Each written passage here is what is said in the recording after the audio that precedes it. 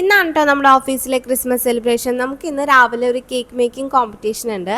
So രാവിലെ ഞാൻ അവിടെ എത്തിയപ്പോൾ ആരും ഉണ്ടായിരുന്നില്ല. അപ്പോൾ ഞാൻ വീഡിയോസും കാര്യങ്ങളൊക്കെ സെറ്റ് ചെയ്തു. ഇതെൻ്റെ ഫ്രണ്ട് സ്റ്റിച്ച് ചെയ്ത് തന്നാൽ എനിക്ക് ഭയങ്കര ഇഷ്ടപ്പെട്ടു. അപ്പോൾ അതിൻ്റെ വീഡിയോസൊക്കെ ഞാൻ എടുക്കാമെന്ന് വിചാരിച്ചു.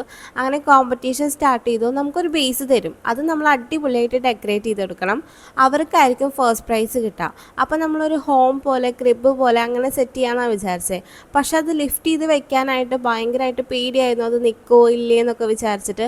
പക്ഷേ എനിക്ക് തോന്നുന്നു അങ്ങനെ വെച്ചിട്ടുണ്ടെങ്കിൽ കുറച്ചും കൂടി അടിപൊളിയായേനെ മേ ബി. പക്ഷേ അത് വെക്കാൻ പറ്റിയില്ല, അത് ഭയങ്കര വിഷമമായി. ഇനിഹോ നമുക്ക് നെക്സ്റ്റ് ഇയർ നോക്കാം.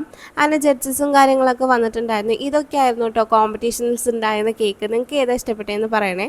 ഇനി നമുക്ക് ഫ്രണ്ടിന് ഗിഫ്റ്റ് കൊടുക്കണം. നമ്മൾ എൻ്റെ ഒരു ഓർഗനൈസേഷൻ ക്രിസ്മസ് ഫ്രണ്ടിനെ എടുത്തിട്ട് അവർക്ക് അങ്ങനെ നമ്മുടെ ഗിഫ്റ്റ് ഡിസ്ട്രിബ്യൂഷൻ അങ്ങനെയാണ് ചെയ്യുക.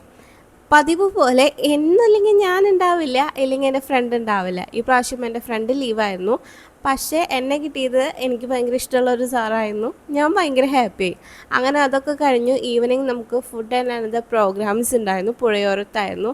അതും നമ്മൾ അടിപൊളിയാക്കി ആഘോഷിച്ചു. So happy.